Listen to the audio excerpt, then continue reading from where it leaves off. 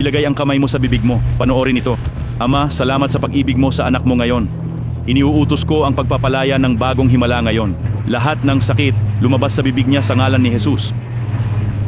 Iniuutos ko ang pagpapalaya ng bagong himala sa gilagid. Palayain mula sa langit, bagong buhay sa lahat ng sira. Palayain sa bibig niya at salamat Ama, ngayon. Aalisin ang sakit sa gilagid at ngipin, papalitan ng kapayapaan. Iniuutos ko ang pag-aayos ng iyong likod ngayon.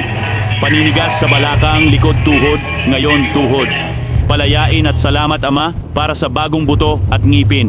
Ayun na. At kayo, ang ngipin niya ay perpekto pagkatapos. Oo, maganda na ang ngipin niya. Oo, nagugulat siya. May bago siyang ngipin. Dumating siya, may himala sa gilagid niya. Bumalik siya. Oo, madalas kong nakikita yan. Nagugulat sila ngayon. Nagugulat ako ngayon. Ipakita mo ang hindi ka panipaniwalang ngiti. Hoy, ano ba ang nangyari ngayon? Bagong tuhod at bagong ngipin. Isa ay may bagong ngipin at bagong tuhod. Bagong tuhod. Dalawang tao pala. Dalawang tao sa isang taco shop. Sige, ipakita mo. Ayun siya. Hoy.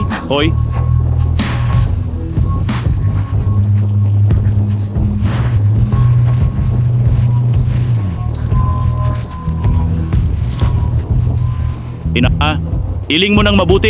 Hoy, Jesus.